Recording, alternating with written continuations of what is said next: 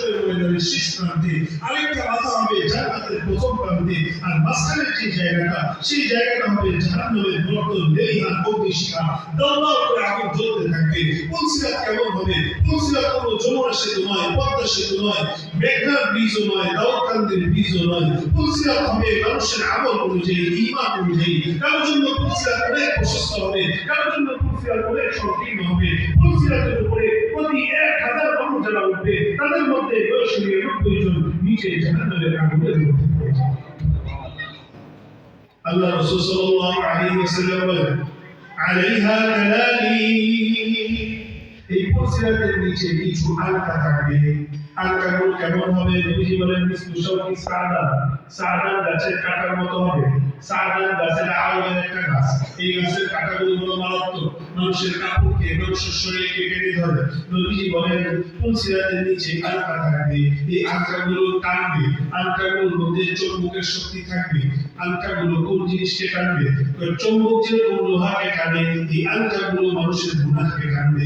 একজন গুনাহগার যখন পুলসিরাতের উপর উঠবে, তার গুনাহকে টেনে ধরে ধরে তাকে জাহান্নামের গর্তের মধ্যে ফেলে দেওয়ার চেষ্টা করবে। নবীজি বলেন, পুলসিরাত কেউ চোখের পলকে পার হবে, কেউ বৃষ্টির গতিতে পার হবে, কেউ দৌড়ে পার হবে, কেউ হেঁটে পার হবে, কেউ হামাগুড়ি দিয়ে পার হবে, কেউ পানি দিয়ে নিয়ে নিচে জাহান্নামের আগুনের মধ্যে পড়ে যাবে। আল্লাহ রাসূল বলেন, আনাস, তুমি প্রথমত আমাকে খুঁজবে পুলসিরাতের কাছে, কারণ আমি আমার গুনাহগার উম্মত যেন নির্বিঘ্নে পুলসিরাত পাড়ি দিতে পারে, সেই জন্য আমি সুপারিশ করার উদ্দেশ্যে এই পুলসিরাতের মাথায় দাঁড়িয়ে থাকবো। বলেন, নবীজি কয় জায়গায় খুঁজতে বলেছিলেন? 2 নম্বর জায়গায় নবীজি বলছেন, ইন্নাল মিজান, তুমি আমাকে খুঁজবে মিজান দাঁড়ি পাল্লার কাছে। মানুষের নেক আমলগুলো একটা পাল্লায় দেওয়া হবে, আর বড় আমলগুলো একটা পাল্লায় দেওয়া হবে।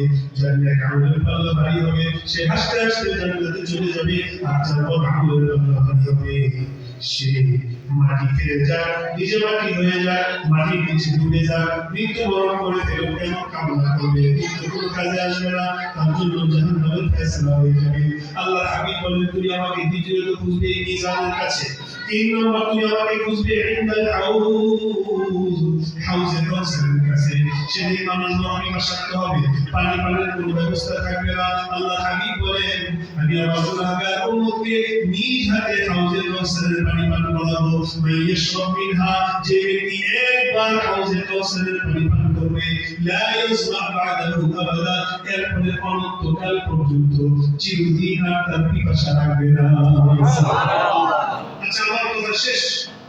এই পর্যন্ত কথা যদি বুঝে থাকেন, বলেন নবীজি আমাদেরকে ভালোবেসেছেন কম না বেশি? বিনিময়ে নবীজি আমাদের কাছে কি চাচ্ছেন, এই কথা বলে কথা শেষ করব। সহিহ বুখারী 14 নম্বর হাদিস, রাসূলুল্লাহ সাল্লাল্লাহু আলাইহি ওয়াসাল্লাম বলেন, ওয়াল্লাযী নাফসি বিয়াদিহি, ওই সত্তার কসম যার হাতে আমার জান, লা ইউমিনু আহাদুকুম হাত্তা আকুনা আহাব্বা ইলাইহি মিন ওয়ালিদিহি ওয়া ওয়ালাদিহি ওয়ান নাসি আজমাইন। ততক্ষণ পর্যন্ত কোন ব্যক্তি ঈমানদারী হতে পারবে না যতক্ষণ না সে তার জন্মদাতা বাবার তুলনায়, তার গর্ভধারিণী মায়ের তুলনায়, তার কলিজার টুকরা সন্তানের তুলনায়, তার প্রিয়তম স্ত্রীর তুলনায়, এমনকি তার নিজের জীবনের তুলনায় আমাকে যতক্ষণ না পর্যন্ত সর্বোচ্চ ভালোবাসতে না পারবে, ততক্ষণ পর্যন্ত কোন ব্যক্তি ঈমানদারী হতে পারবে না। এই জন্য প্রথম কথা, 3টা কথা বলবো। 1 নম্বর কথা, নবীজির ভালোবাসার প্রশ্নে আপোষ চলতে পারে না।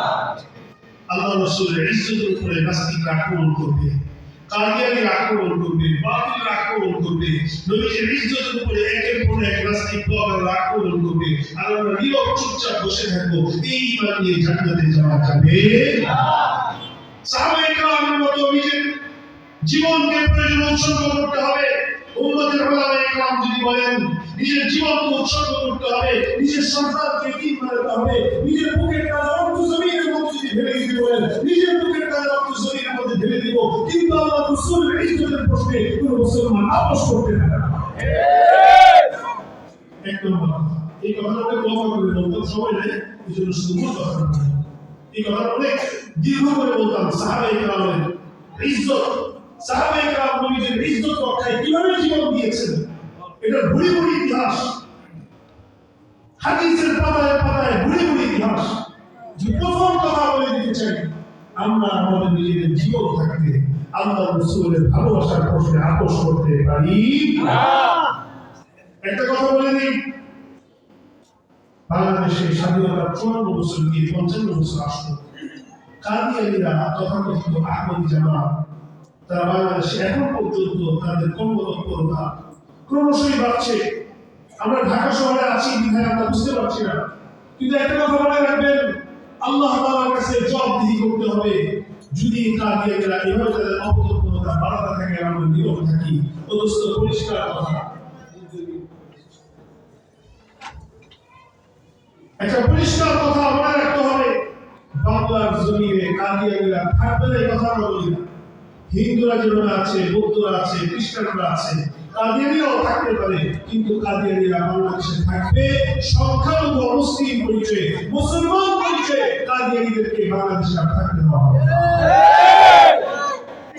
কাদিয়ানীরা আপনাদের পাসপোর্টের মধ্যে মুসলিম পরিচয় ব্যবহার করতে পারবে না, তাদের উপাসনালয়গুলোকে মসজিদ বলতে পারবে না, তাদের ধর্মগ্রন্থকে কোরআন বলতে পারবে না, তারা আমাদের সর্বময় মুসলমানদেরকে মুসলিম পরিচয় দিয়ে তাদের সাথে বৈবাহিক বন্ধনে আবদ্ধ হতে পারবে না। আমরা জানি না আগামী দিনে বাংলাদেশের রাষ্ট্রীয় ক্ষমতায় কারা আসছেন, কিন্তু একটা কথা মনে রাখতে হবে, আমাদের রাজনৈতিক পরিচয় যাই হোক না কেন, আমাদের সর্বপ্রথম পরিচয় আমরা মুসলমান।